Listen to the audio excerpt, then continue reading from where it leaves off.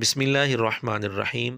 آج کا یہ کلپ بہت ہی اہم ہے، اس لیے گزارش ہے کہ اس کو مکمل سن کر ہی اس پر تبصرہ کریں۔ سیدنا عثمان رضی اللہ تعالیٰ عنہ سے بغض رکھنے والے روافض کی طرف سے سیدنا عثمان رضی اللہ تعالیٰ عنہ پر یہ جھوٹا الزام لگایا جاتا ہے کہ انہوں نے سیدنا ابو ذر غفاری رضی اللہ تعالیٰ عنہ کو شہر بدر کر دیا تھا، جلا وطن کر دیا تھا۔ روافض کی طرف سے لگائے جانے والے اس جھوٹے الزام کی تشہیر میں مرزا جہلمی نے بھی اپنا پورا حصہ ڈالا۔ اس حوالے سے مرزے کے آفیشیل چینل پر ایک کلپ ہے جس پر مرزے کو بڑا فخر ہے اور فخریہ انداز میں مرزے نے اس کلپ کا تذکرہ کیا ہے۔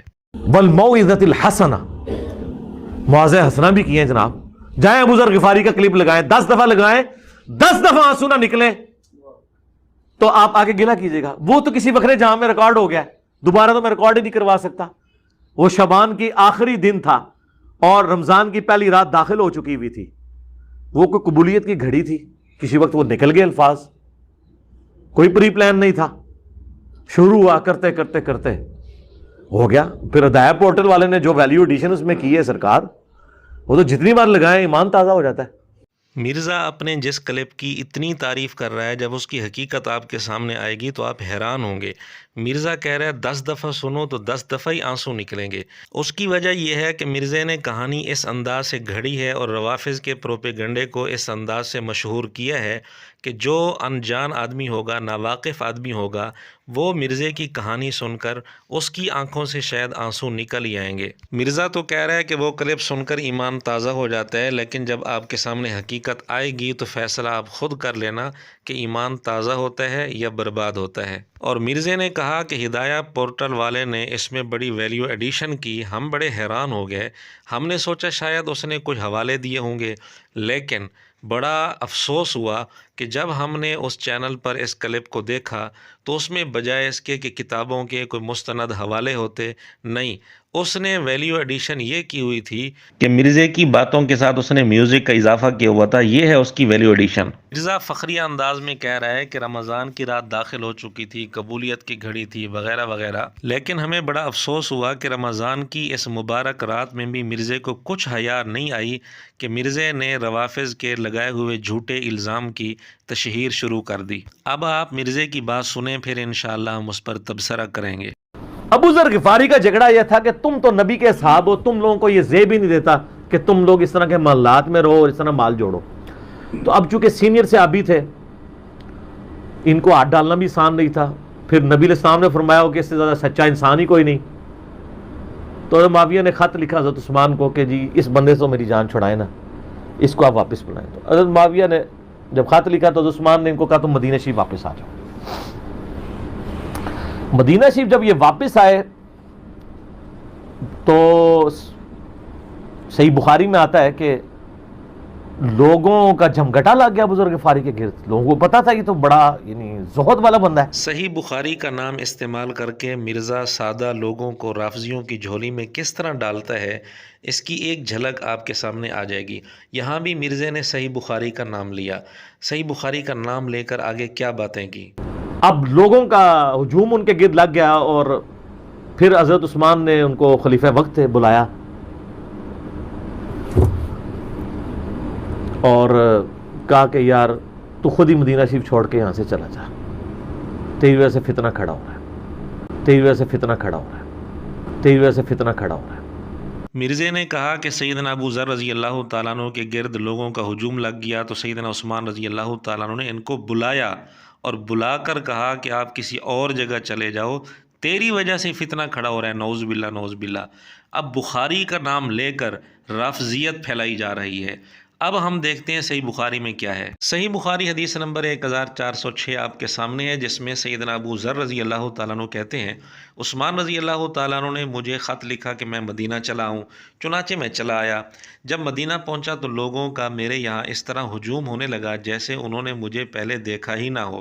پھر جب میں نے لوگوں کے اس طرح اپنی طرف آنے کے متعلق حضرت عثمان رضی اللہ تعالیٰ عنہ سے کہا تو انہوں نے فرمایا کہ اگر مناسب سمجھو تو یہاں کا قیام چھوڑ کر مدینہ سے قریب ہی کہیں اور جگہ الگ قیام اختیار کر لو۔ صحیح بخاری کی اس روایت کے مطابق سیدنا ابو ذر رضی اللہ تعالیٰ عنہ نے جب لوگوں کا ہجوم دیکھا تو خود جا کر سیدنا عثمان رضی اللہ تعالیٰ عنہ کے سامنے یہ بات رکھی۔ پھر عثمان رضی اللہ تعالیٰ عنہ نے جواب میں یہ بات کی۔ اب مرزے نے کیا کہا کہ سیدنا عثمان رضی اللہ تعالیٰ عنہ نے ان کو بلوایا، جبکہ اس طرح کی کوئی بات صحیح بخاری کے اندر موجود نہیں ہے، بلکہ مصنف ابن ابی شیبہ حدیث نمبر 30,610 میں، اور اسی طرح سنن کبریٰ نسائی میں حدیث نمبر 11,154 میں واضح طور پر سیدنا ابو ذر رضی اللہ تعالیٰ عنہ کے یہ الفاظ موجود ہیں۔ وہ کہتے ہیں میں نے سیدنا عثمان رضی اللہ تعالیٰ عنہ سے خود جا کر یہ شکایت کی۔ اسی طرح صحیح ابن حبان حدیث نمبر 5,964 میں بھی واضح الفاظ ہیں، ثم استأذنہ ان یأتی الربذ فأذن لہ۔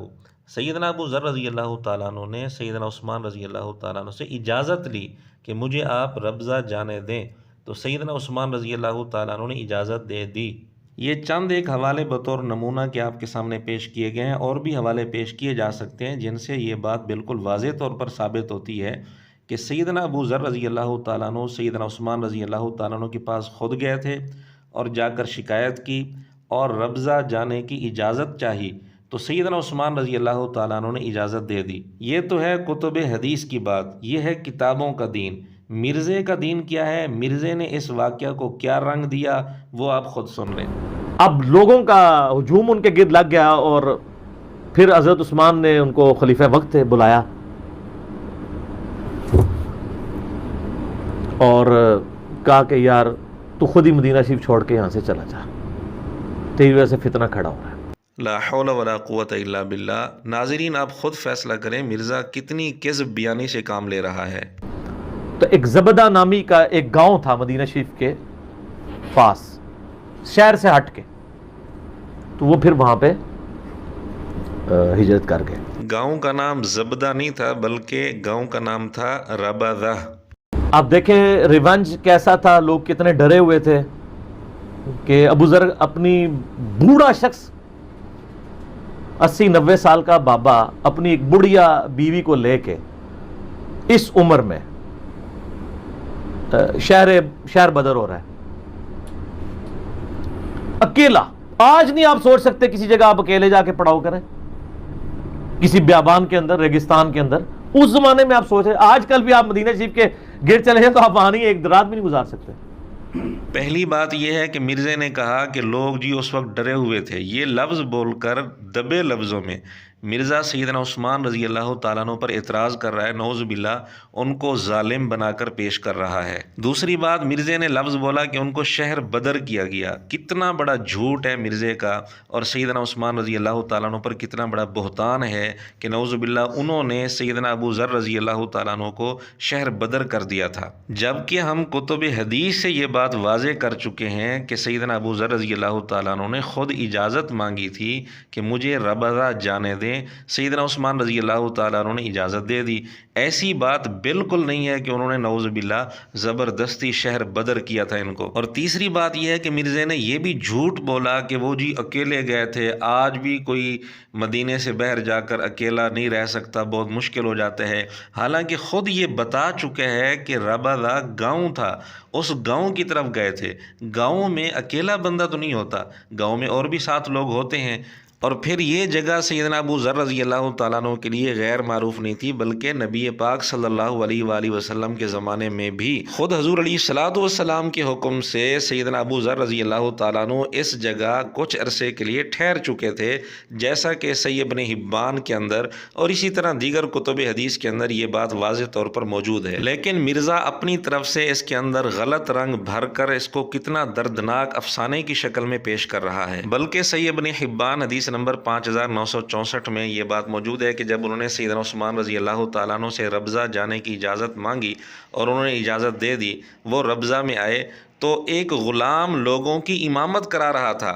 لوگوں نے کہا کہ ابو ذر رضی اللہ تعالیٰ عنہ تشریف لے آئے، غلام پیچھے ہٹنے لگا تو ابو ذر رضی اللہ تعالیٰ عنہ نے فرمایا کہ نہیں آپ امامت کراؤ۔ یعنی جب ابو ذر رضی اللہ تعالیٰ عنہ تشریف لے گئے تو وہاں ایسی کوئی بات نہیں تھی کہ بالکل بیاباں جنگل تھا، کوئی آبادی نہیں تھی، کوئی انسان نہیں تھا، ایسی بات بالکل نہیں تھی، بلکہ وہاں لوگ موجود تھے۔ وہاں جب ابو ذر رضی اللہ تعالیٰ عنہ پہنچے وہاں جماعت بھی ہو رہی تھی، لیکن مرزے نے غلط رنگ بھر کر اس کو کتنا دردناک افسانے کی شکل میں پیش کر دیا۔ آپ دوبارہ سن لیں۔ آپ دیکھیں ریونج کیسا تھا، لوگ کتنے ڈرے ہوئے تھے کہ ابو ذر اپنی بوڑھا شخص 80-90 سال کا بابا اپنی ایک بڑھیا بیوی کو لے کے اس عمر میں شہر بدر ہو رہا ہے اکیلا. آج نہیں آپ سوچ سکتے کسی جگہ آپ اکیلے جا کے پڑاؤ کریں, کسی بیابان کے اندر, ریگستان کے اندر. اس زمانے میں آپ سوچ رہے, آج کل بھی آپ مدینہ شریف کے گرد چلے جائیں تو آپ وہاں نہیں ایک رات بھی نہیں گزار سکتے. تو کوئی شخص حضرت ابو ذر غفاری کو سی آف کرنے نہیں آیا سوائے حضرت علی کے, اور وہ بھی مدینے کی باؤنڈری تک آئے. ان کو پتا تھا ان کے سٹانس کے بارے میں, اور حضرت علی نے ان کو جب سی آف کیا تو کہا کہ میں چونکہ حکمران وقت کی اطاعت کا پابند ہوں, میں مدینے کی باؤنڈری سے باہر نہیں جاؤں گا. اگر مجھے کوئی اس طرح کا یعنی حکم کی اجازت مل جاتی تو میں تیرے ساتھ جاتا. یہ مرزے نے ایک اور گھڑی ہوئی کہانی پیش کر دی سیدنا عثمان رضی اللہ تعالیٰ عنہ پر بہتان لگانے کے لیے. اب مرزا اپنی گفتگو میں واضح طور پر کیا تاثر دے رہا ہے کہ سیدنا علی رضی اللہ تعالیٰ عنہ کے علاوہ کوئی بھی ان کو رخصت کرنے کے لیے نہیں آیا. کہاں لکھا ہوا ہے, کس کتاب میں ہے, کس حدیث میں ہے, کوئی حوالہ مرزے نے نہیں دیا, اور نہ ہی اس کا کوئی مستند حوالہ یہ پیش کر سکتے ہیں. بہرحال مرزے نے اپنی گفتگو میں یہ تاثر دینے کی کوشش کی کہ جی سیدنا عثمان رضی اللہ تعالیٰ عنہ کی طرف سے سیدنا علی رضی اللہ تعالیٰ عنہ کو کسی کو بھی سیدنا ابو ذر کے ساتھ جانے کی اجازت ہی نہیں تھی, بھی اس کے ساتھ کوئی نہ جائے, یہ اکیلا جائے. اور سیدنا علی رضی اللہ تعالیٰ عنہ جو آئے وہ بھی صرف مدینے کی باؤنڈری تک آئے, اور انہوں نے کہا کہ حاکم وقت کی طرف سے اجازت نہیں ہے ورنہ میں تیرے ساتھ جاتا. نعوذ باللہ نعوذ باللہ. سیدنا عثمان رضی اللہ تعالیٰ عنہ پر یہ کتنا بڑا بہتان ہے کہ اتنے بڑے ایک ظالم تھے نعوذ باللہ کہ انہوں نے اتنی بڑی پابندی لگا دی تھی کہ اس کے ساتھ بھی کوئی نہ جائے, اور سیدنا علی رضی اللہ تعالیٰ عنہ بھی مدینے کی باؤنڈری تک آئے, آگے ان کو جانے کی بھی اجازت نہیں تھی نعوذ باللہ. یقین جانیے یہ مرزے کا بہت بڑا جھوٹ ہے, سیدنا عثمان رضی اللہ تعالیٰ عنہ پر بہت بڑا بہتان ہے. ہم حیران ہوئے مرزے کی یہ بات سن کر کہ آخر مرزے نے یہ بات کہاں سے پڑھی ہوگی, لیکن اگلے جملے سے ہماری حیرانگی دور ہو گئی. مرزے نے ان باتوں کے لیے حوالہ کس چیز کا دیا وہ بھی آپ سن لیں. ایران والوں نے حضرت علی علیہ السلام کے زندگی کے آخری 10 سال کے اوپر ایک فلم بنائی ہے, امام علی علیہ السلام. اس میں ابو ذر غفاری کے سارے واقعات انہوں نے فلمائے ہیں سر, دیکھنے والے. جب مولا علی چھوڑنے آتے ہیں, پھر جو ان کی ڈیبیٹس ہوتی ہیں مدینہ شریف میں لوگوں کے ساتھ, وہ ساری انہوں نے ویڈیو میں فلما دی. جی یہ ہے مرزے کا مستند حوالہ, نعوذ باللہ ثم نعوذ باللہ. یعنی جو کچھ روافظ نے اپنی فلموں کے اندر گند بھرا, مرزے نے اس کو مستند سمجھ کر لوگوں کے سامنے بیان کر دیا. یہ رافضیت کا پرچار کر رہا ہے اہل سنت کا روپ دھار کر. اتنے بڑے بڑے جھوٹ بولنے کے باوجود مرزے کا دعویٰ یہ ہے کہ اس روئے ارض پر قرآن و سنت سے ریفرنس صرف میں دیتا ہوں, باقی تو گپ شپ لگاتے ہیں. میں کہتا ہوں کہ ہماری کتابیں پڑھی ہوئی ہیں, ان کی کتابیں پڑھی ہوئی ہیں شوکیس کے اندر, تو ان سے کہیں کہ بتاؤ کیا لکھا ہوا ہے. میں کہتا ہوں آپ جس فرقے کے پاس جائیں گے نا ادھر ہی آپ کو میری بات کا جواب مل جائے گا, دوسرے کے پاس جانے کی ضرورت نہیں. اور دوسری بات میں کہتا ہوں, ایک بندہ اگر کوئی بات دکھا دیتا ہے نا اس پہ ریلائی نہ کریں, دوسرے کے پاس بھی جائیں, تیسرے کے پاس بھی, لیکن سب سے ریفرنس مانگیں. اور پھر الٹیمیٹلی آپ جب ہم تک پہنچیں گے تو آپ کو پتہ چلے گا کہ اس پلانٹ ارتھ پہ صرف ہم ہیں جو قرآن و سنت کے ریفرنس دکھاتے ہیں, باقی صرف گپ شپ بتاتے ہیں. ہاں جی, دعوے اتنے بڑے بڑے کرنا, اور حالت یہ ہے کہ رافضیوں کی بنائی ہوئی جھوٹی فلمیں دیکھ دیکھ کر لوگوں کو اس انداز میں قصے کہانیاں سنانا اور رونے کی شکل بنا کر گھڑے ہوئے افسانے سنانا, اور ان افسانوں کے اندر دبے لفظوں میں خلفائے راشدین پر, سیدنا عثمان رضی اللہ تعالیٰ عنہ پر اتنے بڑے بڑے بہتان لگانا, الزام لگانا, یہ کون سی دین کی خدمت ہو رہی ہے. اور پھر مرزا اس کلپ پر اتنا فخر کر رہا ہے کہ جی وہ تو وکھرے جہان میں تیار ہو گیا تھا, اور رمضان کی رات داخل ہو چکی تھی, اور اتنا بابرکت وقت تھا, یہ تھا وہ تھا. اور پھر ہدایہ پورٹل والے نے اس کے اندر ویلیو ایڈیشن کر دی. کیا ویلیو ایڈیشن کی ہے؟ اس نے کوئی حوالے لگائے ہیں کتابوں کے؟ نہیں, کہ مرزے کی باتوں کے ساتھ اس نے میوزک کا اضافہ کیا ہوا تھا, یہ ہے اس کی ویلیو ایڈیشن. اور یہ بنے ہوئے ہیں علمی کتابی توف ہے ایسے علمی کتابی لوگوں پر. یہ علمی کتابی نہیں, فلمی فراڈی لوگ ہیں. اور یہ تو اس کلپ کی تھوڑی سی حقیقت ہم نے آپ کے سامنے رکھی ہے، ورنہ اس کلپ کے اندر اور بھی کئی ساری کمزور، ضعیف اور بے بنیاد روایات مرزا نے بیان کی ہیں، اور ہدایہ پورٹل چینل پر سب سے زیادہ دیکھا جانے والا کلپ یہی ہے جس کی یہ حالت ہے۔ مرزا تو کہہ رہا ہے کہ سیدنا ابو ذر رضی اللہ تعالیٰ عنہ کو شہر بدر کر دیا گیا تھا، کسی کو ساتھ جانے کی، ملنے کی اجازت نہیں تھی، جبکہ بالکل یہ جھوٹ ہے۔ سیدنا ابو ذر رضی اللہ تعالیٰ عنہ ربضہ جانے کے بعد بھی وقتاً فوقتاً مدینہ تشریف لاتے تھے۔ اس پر بھی ہم ایک حوالہ پیش کر دیتے ہیں، ابن اسیر جزری رحمۃ اللہ علیہ کی کتاب ہے الکامل فی التاریخ۔ ابن اسیر کا تذکرہ خود مرزا اکثر کرتا رہتا ہے، تو انہوں نے الکامل فی التاریخ میں لکھا ہے کہ ابو ذر رضی اللہ تعالیٰ عنہ نے سیدنا عثمان رضی اللہ تعالیٰ عنہ سے اجازت مانگی مدینہ سے باہر جانے کی، تو سیدنا عثمان رضی اللہ تعالیٰ عنہ نے اجازت دے دی اور وہ ربضہ چلے گئے، وہاں مسجد بنائی۔ حضرت عثمان رضی اللہ تعالیٰ عنہ نے ان کو کچھ اونٹ بھی دیے، 2 غلام بھی دیے اور وظیفہ بھی ان کے لیے جاری کیا۔ وَكَانَ أَبُو ذَرٍ يَتَعَاهَدُ الْمَدِينَةَ، ابو ذر رضی اللہ تعالیٰ عنہ وقتاً فوقتاً مدینہ تشریف لاتے تھے، اس ڈر سے کہ کہیں وہ اعرابیوں میں شامل نہ ہو جائیں۔ یہ ہے کتابوں کا دین، اور مرزا اسی بات کو کس رنگ میں پیش کر رہا ہے وہ بھی آپ نے ساری تفصیل سن لی۔ اب ہم فیصلہ آپ پر چھوڑتے ہیں۔